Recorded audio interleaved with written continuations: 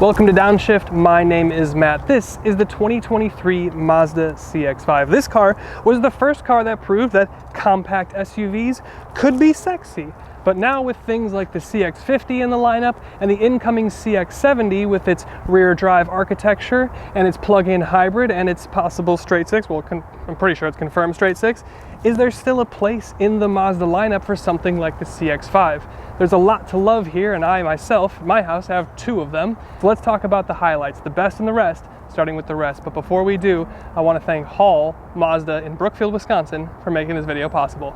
The first thing we'll talk about is the fact that this CX5 rides on a fairly old chassis. It's not going to be built on the same rear-wheel drive chassis that we'll see in the new and upcoming CX90 and CX70. Also, the sister vehicle to this, the CX50, is riding on a chassis from the CX30. So this is getting a little long in the tooth.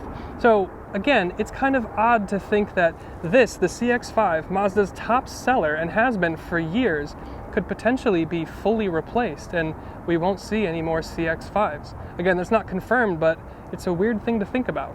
And then we're going to talk about fuel economy. Now, in the turbocharged version of the engine, you can get about 24 mpg according to the EPA, but again, in my week's worth of testing with the car, I was getting closer to about 23 in mixed driving. Again, the turbo's adding a little bit of weight, you've got a little bit of turbo spool, plus it's got more power and it's more rewarding to get into the throttle. So you find yourself driving a little bit harder than maybe you otherwise would in the non-turbo version of the car. But the non-turbo version of the car, the naturally aspirated one, is the car that I own. In my car, I'm getting about 28.1 mpg in combined driving over about 40,000 miles. So it's not turbo, it's not hybrid, it's not plug-in, and I'd say 28 is still pretty good for a CUV. And next we'll talk about powertrain options. And we've got the NA version and the turbo version of this 2.5 four-cylinder, which are very solid, but it's 2023 and we don't have a hybrid version or a plug-in hybrid. Again, those powertrains, the new batch, are going to be built for the new rear drive architecture cars like the CX90 that's just come out this week and the CX70 that'll be soon to follow. So that's when we're going to get better fuel economy, more performance, and on that plug-in hybrid, we're going to look at about 30 to 35 miles of fully electric range. And the last thing I'll ding it on is that the CX50 didn't have this prop rod, it had struts for the hood. But then we want to talk about the driver assist suite. Now, you still get things like radar cruise and you get blind spot monitoring and things like that, but you don't have like an active lane centering assist, right? So that extra level, that extra step that you get in things like Toyota Safety Sense 3 and Hyundai's HDAS 2.0 or whatever they're on now, Tesla's Autopilot, GM Super Cruise, like you're not going to be able to have this CX5 drive for you on the highway. You put your hand on the wheel every 20 seconds or whatever it is. So you are not going to get quite as robust a safety system as you would in maybe some competitors. And just like in the CX50, we talked about the seatbelt warning. We're going to talk about it here. It's not quite as bad here though. Start the car up. Gives you a couple seconds before it goes and starts dinging. There it goes. Again, I'm in park. It usually defaults to have the parking brake on. It only dings about 3 or 4 times on here, whereas on the CX50 it'll ding like 10 times. So better here, still kind of annoying. The next thing we'll talk about is kind of splitting hairs a little bit, but we should talk about towing capacity. Now, your max towing capacity on a CX5 is about 2,000 pounds, which objectively is pretty good. It's still double what you get in a CRV, which is 1,000 pounds, and it's still more than you get on a RAV4, which is about 1,750.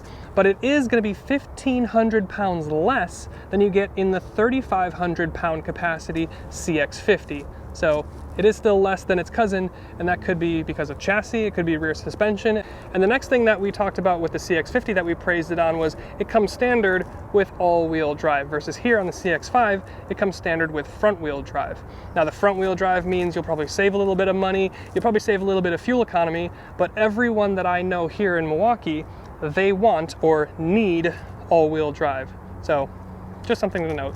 And then we'll talk about the trunk. Now, just like the CX50, we have a nice power opening tailgate, but you can see immediately with my tripod here that we have less cargo space.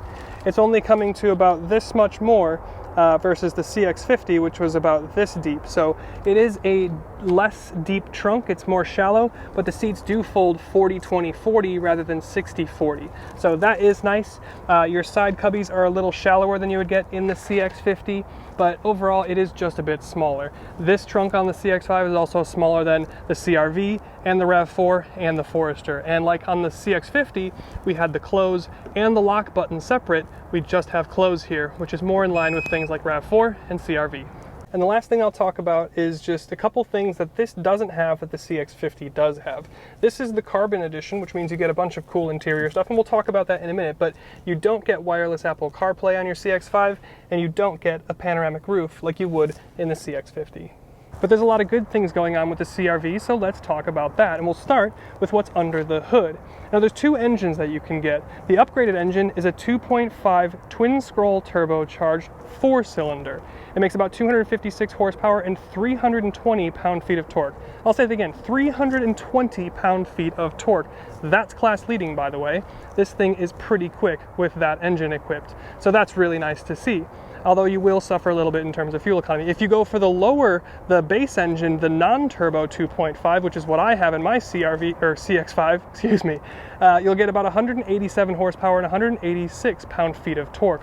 That in tandem with the 6-speed automatic transmission, that's what made this CX5 and Mazda one of Consumer Reports' most reliable brands. And I've had both my wife's car, it's a CX5, and my car is a CX5, and we've had each of our cars for well over 30,000 miles, and we've had no issues at all. Very reliable. But then there's the driving, and this is where Mazda has always shined and where they stand head and shoulders above the rest of the competitors. This thing drives better than a CR-V, than a RAV4, than a Tucson, than a Sportage, than anything like that. The steering has pretty good feel, it's got a great weight to it. The suspension is damped soft enough to be comfortable, but not too soft to feel like you're gonna fall over in a corner. You got the better multi-link rear suspension here in the CX5 than the torsion beam that you get in the CX50 that we were just in. So you're going to have a little bit more sophistication, and it's going to handle smaller bumps and road imperfections better here in your CX5 despite a higher ride height. Now this does have a shorter wheelbase than the CX50, so there's a small change there, but I would still say that this rides better than the CX50 and pretty much everything else. The visibility is good. I'm sitting high enough up to see everything, and overall it's a really rewarding place to sit and just drive. And then we'll talk about the looks. And just like I said with the CX50, there's not really a bad looking Mazda in the lineup. I will say I'm kind of split between this CX5 and the CX50 in terms of which one looks better. But you can see differences. This grille is a little bit more vertical, a little less wide. Your LED running lights are a little bit different shape, and the whole front end is a little bit cleaner and more elegant design. It just looks a little bit more street, a little bit more fashion week, and a little bit less trail rugged. Again, from the side here, this is the Carbon Edition, so we've got this really interesting paint. We've got specific wheels. We've got less, but not no, scratchy black wheel arch cladding that kind of continues down the body and then into the rear.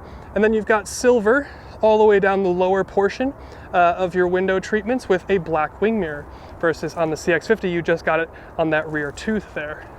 You do have the silver roof rails like you did on the CX50, but again, no panoramic roof. And overall, you can totally see that the CX50 is just a longer, shorter vehicle versus this being a shorter wheelbase, a little bit shorter car that rides a little bit taller. You have a little bit more headspace. And then around to the back, it's still nice and handsome. This back quarter angle, again, the taillights match the shape of the headlights very, very well. It's a bigger center Mazda badge, but again, very similar badging on either side and very similar dual exhaust. So overall, very handsome SUV. And then we'll talk about interior design and materials. Again, this is the Carbon Edition, so you get things like these gorgeous deep red or maroon seats. They're fantastic, they're really comfortable as well. You also get contrast red stitching on your door card and along your dash, and I hope you can see it in this sun. You've got a nice kind of carbon hexagonal weave to it. Seems very Lamborghini to me. But we'll step inside the car because, again, these are just, they're nicer materials, and it's a nicer build than you'll get on a Honda, than you'll get on a Nissan, a Subaru, a Toyota. It's just nicer here. You've got this nice wrapped steering wheel with the red stitching. Again, the leather and the feel is what makes it feel a bit more elegant. Now you don't have the kind of padded and big cross-stitched like you did in the CX50. Your screen is a little bit closer to you, although it is still nice and big and new. You don't have head-up display, but again, you have a little bit more detail from your plastic carbon insert right there. The only thing I will ding it on is you do get a bit of gloss black down here by your center console and here by your window switches, which are a pretty high traffic area and could get dirty pretty quick. But other than that, beautiful design, nice and minimal, while still maintaining physical climate controls and fantastic build materials and quality. Now I just want to talk about some of the luxuries that you get on here. You have heated seats up here, you can get cooled seats in the front as well, and you have a heated steering wheel, and you can get heated seats in the rear. Again, I wish there was a panoramic roof, but these things are pretty nice features to have in your Mazda. And the last thing we'll talk about is the rear seats. Now, stepping in here again, we have adequate space, but we have noticeably less knee room than we did in the CX50. We also don't have the heated seats equipped here.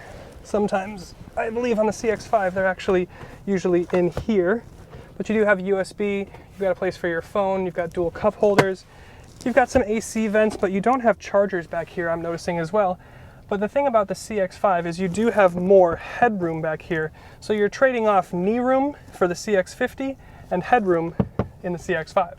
Well, that's it. That's the best and the rest of the Mazda CX5. Now, if you're looking at this video and the title specifically and you're saying, oh, well, there's more negatives than positives that he talked about, don't really read into that too much, because this is still a fantastic SUV. I've voted with my wallet in favor of the CX5 twice, but the way that we broke this video down is comparing it to its sibling, the CX50, and there are places that Mazda has left room for the CX50 to shine over things like this CX5, like trunk space and 360 camera and panel roof and that sort of thing.